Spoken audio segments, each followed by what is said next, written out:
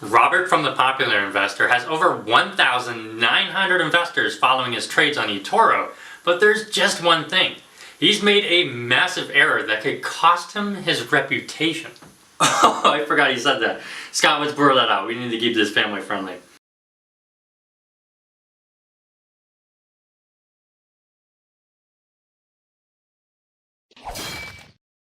I want to be very clear here. We're not here to end reputations. In fact, we actually don't have any control over that. The only thing we have control over is to show you the math and the reasoning behind why, for example, if you watch one of the latest videos by The Popular Investor, you actually can't tell if he outperforms the market or not. Now, if you guys haven't seen a video that I posted on YouTube, essentially the video is about how I outperform markets consistently over time. However, how he handles the information we're about to share with you is going to dictate what happens to his reputation. In a second, I'm about to show you the math and the reasoning why we make that claim. And I just wanted to preface by saying that I've seen so many videos in the past that have said things like, we're about to show you the math, and the math has been all wrong.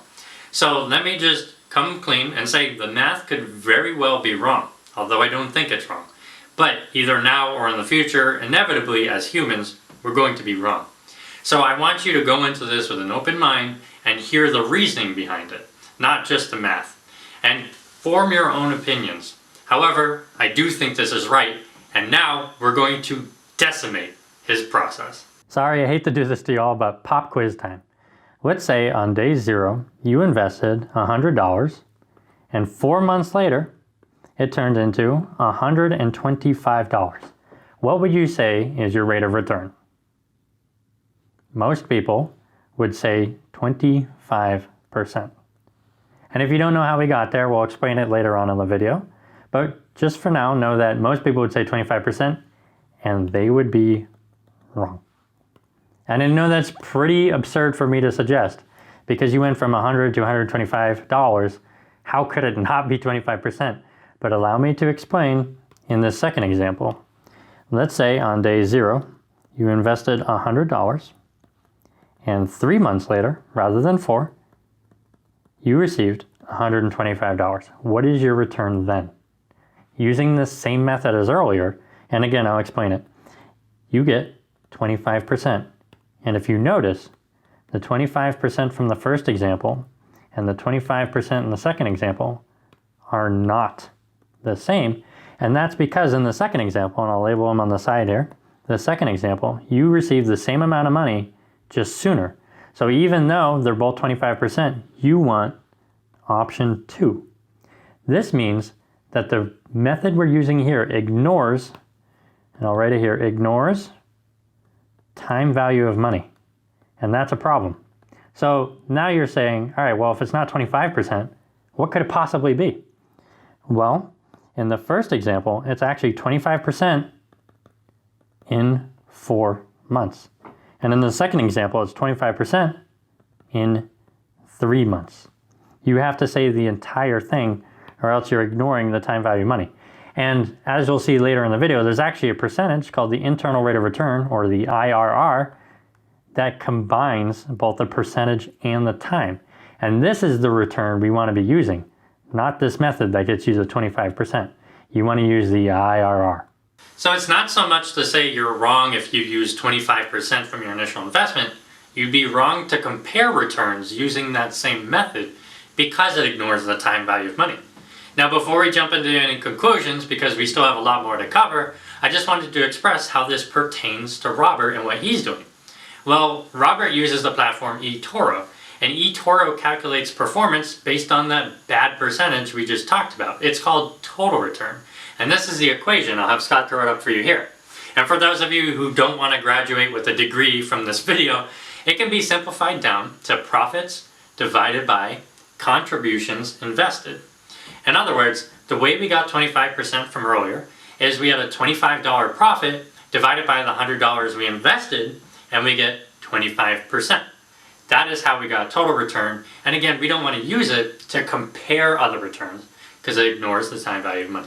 Sometimes when I talk to people about the disadvantages of total return, they'll get to this point and say, well, that's pretty cool that 25% isn't equal to 25% if they're different time frames.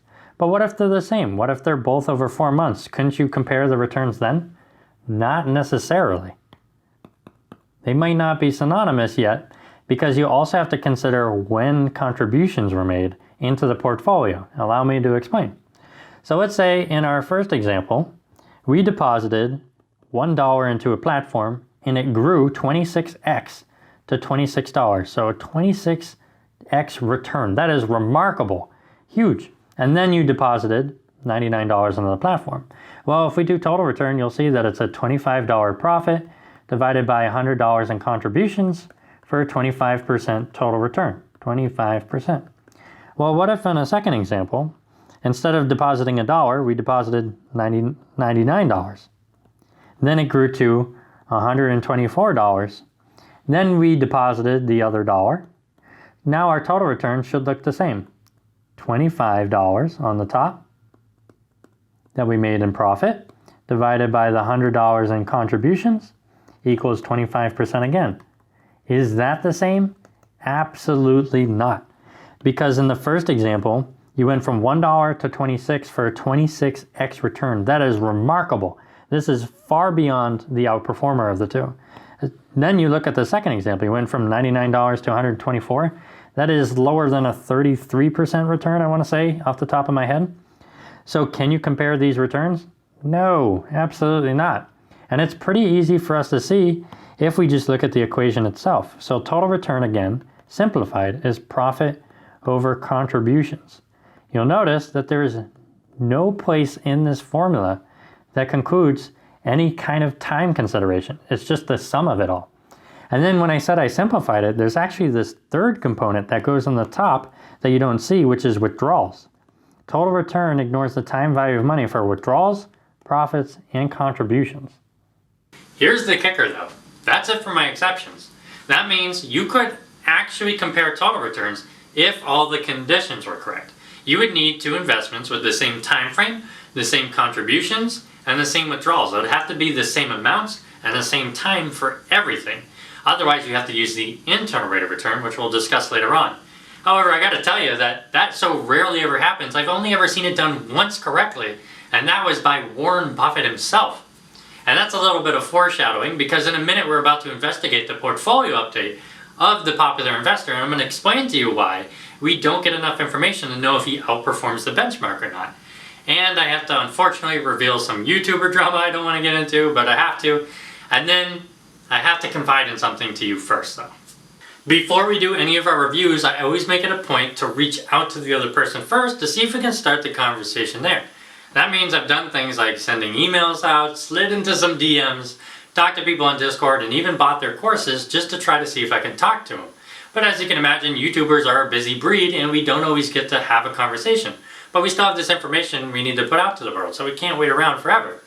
So we're always trying different avenues, one of which is commenting on their YouTube videos, because most YouTubers all have in common that they want to reply to YouTube comments because it helps with their algorithm. The only problem I have with that is it's too public, and usually when we want to talk to people it's because I want to talk to them about how they don't calculate and communicate their performances correctly. And there's no good way to go about doing that without saying you're wrong. So we decided that if we're going to do it, we're going to stick to the facts, not be callous, and try to have a conversation offline as soon as we can, even removing the comment if it's possible. And we've had success doing this. We actually talked to a YouTuber, Minding the Data, about why his yachted expected return is actually wrong. And he replied, and we were able to have a conversation offline that was really pleasant. And we went back and forth until he realized, yeah, he was actually wrong. But he hasn't taken down the video yet, or he hasn't made a correction yet. He is a busy person though, so you gotta give him that. But I am holding him accountable. The moral of the story is, we're trying different avenues to reach people, and we haven't found one that's perfect yet.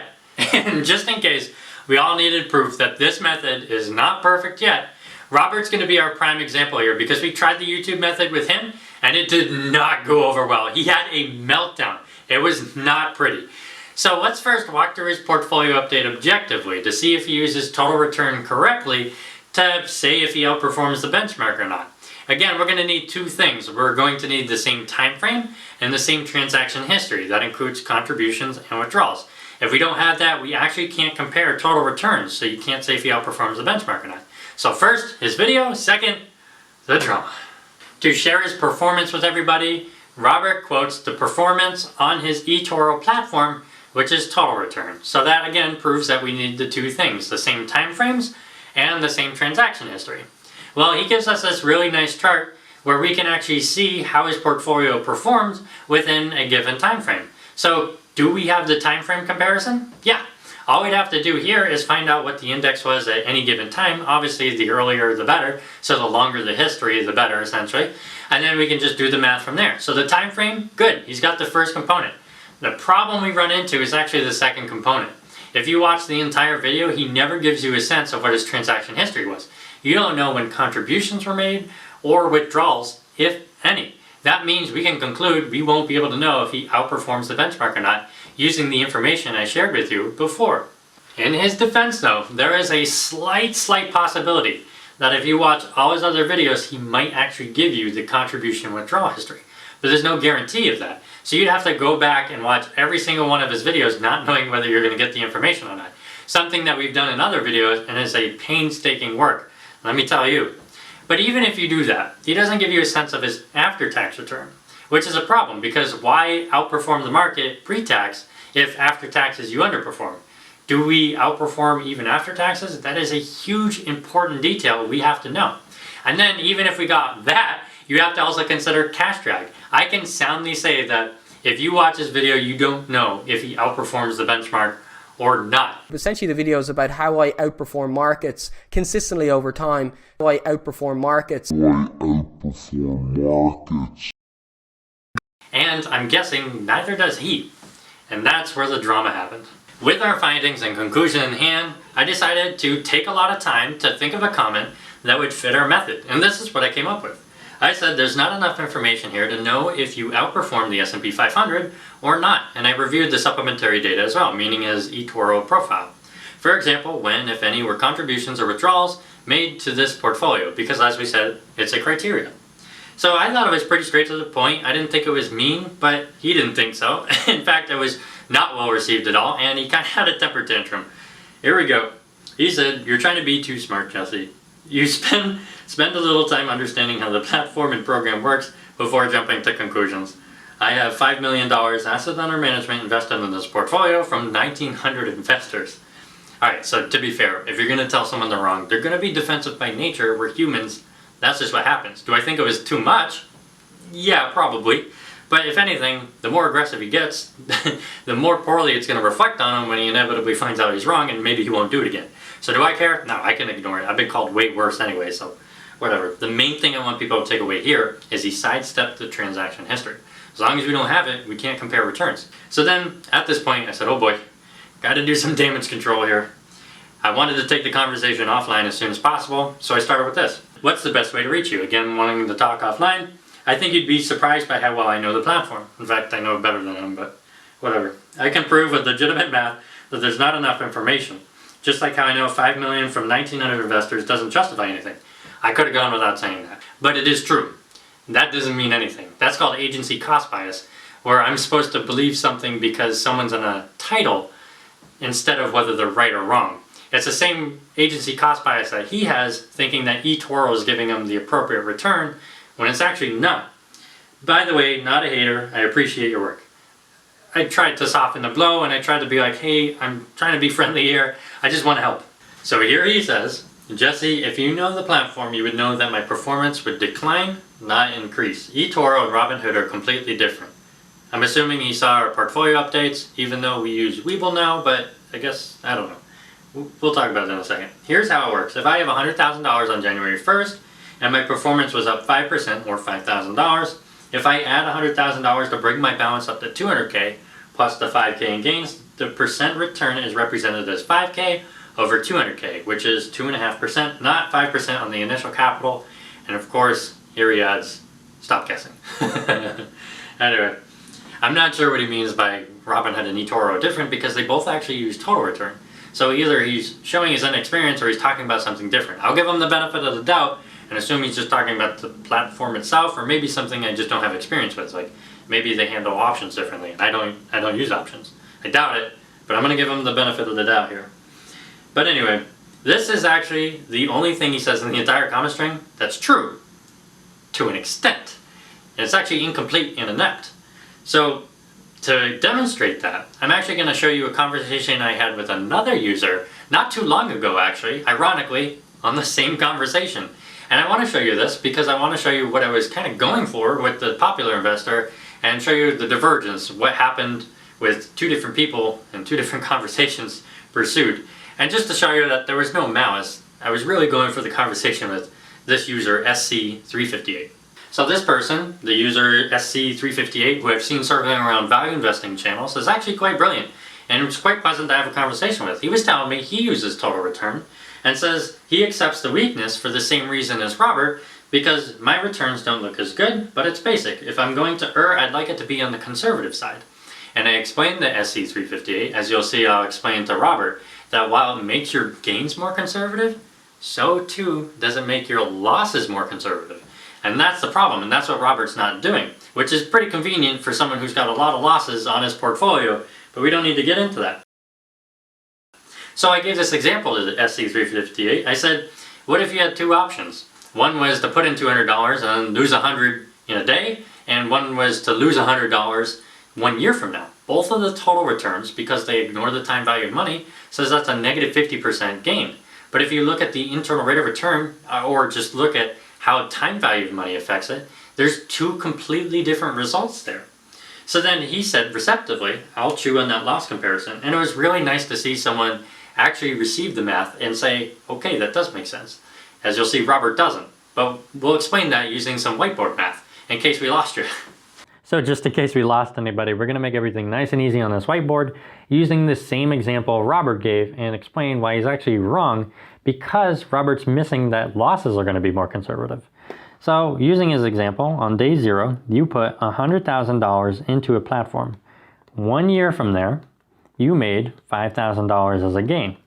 Anybody would tell you that's a 5% gain, right? In 1 year, of course, just like we explained earlier.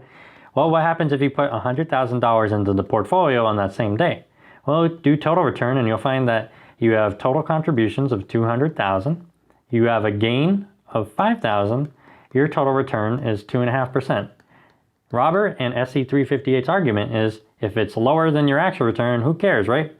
And then we have to do it for losses to explain why they're actually wrong to do what they do. So using their same example and just a little variant, we'll put in $100,000 into a portfolio, and then 1 year from there, we actually lost $5,000. Anybody would tell you that's a negative 5% return in 1 year, of course. Well, let's do the same thing. Let's add $100,000 to the portfolio and then use total return. Well, your total contributions are $200,000, and your profit or loss here is negative $5,000, meaning your total return is negative 2.5%, which means your portfolio is going to be less conservative because you underestimated your loss. That is the big problem here. Total return ignores the time value of money, gains or losses. And the worst part is, I explained to him gains and losses, but I didn't even explain to him that this same principle applies to both contributions and withdrawals. So there's a bigger problem than even that. It multiplies. But let's press on. How I responded is I said I would highly recommend hearing me out. That's not a good way to measure return. That's called total return. I didn't think he knew that, and I gave him something to research. It ignores the time value of money, as we discussed earlier. To demonstrate, I would do as Charlie Munger would and invert. If it makes the returns more conservative on the gains, so too does it for the losses, as we explained on the whiteboard. Yes, it's different than Robinhood, assuming he's talking about the platform and not the return itself, but it's still wrong. Reach out to me. Then he replied, if I invest $100 and after 4 months I have $125.71, that is a 25.71% return no matter the way you want to chop and change it. And as we discussed first off in the video, it's actually 25.71 in 4 months. And I'll talk about that in a second. He says, I know what I have invested and I know where I am now, and I can tell you with certainty, shooting himself in the foot here, the platform are tracking my performance pretty... Oh, I forgot he said that. Scott, let's blur that out. We need to keep this family friendly. Okay, so the reason why he thinks it works right here is because he's not comparing it to anything. He took the comparison out. This is just like the same example he used earlier. It's actually worse because he doesn't have any kind of comparison here. And he actually doesn't bring up the fact that it's more or less conservative or anything like this. The problem with not giving something that's relational, yes, it works in its instance, but everything is relational. That's how finance works. So if you're trying to compare it to a benchmark, it's got to be relational. If you're trying to provide it to the audience, they're trying to figure out where it stands and what they know. It's got to be relational. I don't think there's a single time where you provide a return that's not comparable. It just doesn't make any sense. So I think it just goes back to the earlier example and the first one we had in this video, and is the reason why I put it. Now allow me to drop my guard real quick and be very blunt. I would not tolerate people who are okay with giving you a wrong return but think that it's close enough. I just don't think he actually knows how to calculate and communicate his returns. If he did know how to calculate and communicate his returns, he would give you the right return, the internal rate of return. But he doesn't, and I think it's because he doesn't know. I've proven on this channel that I do know how to calculate and communicate my returns, and you don't see me taking these shortcuts, and they're not even shortcuts either. It takes the same amount of time to do total return as it does internal rate of return, as you can see from some of my earlier videos. It just doesn't make sense to me. I just don't get it. I would strongly urge yourself to ask, if he's missing this detail, what else could he be missing? Especially in those other investment portfolios. This is not someone I would be following, not only just for the math components, but also the biases that he's falling prey to, and also how he receives this criticism. This is not someone I would be following for investing. And I'll reiterate, I would not follow the popular investor. Not. Or, I should say not yet. And that's because even though I've been kind of harsh up until this point, he is human after all, and he makes mistakes. This is a problem with this process, and it can be changed. I don't think we should hold that to him forever. He can make the process change, and this is where I said it's up to what he does with this information that decides what happens to his reputation. I don't think it's anything crippling, but I do think it does need to change for us to know. I mean, he could be onto something, and I've seen enough of his videos to know he is a nice guy even despite this, but he can make this change. Lastly, I've spent a lot of time telling you what not to do, that I need to highlight some of the people who are doing it right. So 2 shout outs that I have to highlight today go to Dandy Finance and Brad Kellner, who both have portfolios on their channel with a lot of value and enough information for you to figure out some really healthy returns. Lastly, if you found this content helpful and you wanted to follow along with more of what to do and what not to do to calculate and communicate your performance, you can check out our stock portfolio journey, which we have linked in the description as a playlist if you want to check it out. And if you made it to the end, I saved a bonus for you. Here's an example of a YouTuber who said one thing and then said another thing in a different example. Let's see if you can catch the error. Do I outperform the S&P? I always have every year. That's the messy thing about trying to, like, people are like, Kevin, what was your return last year? I'm like, I have absolutely no freaking idea.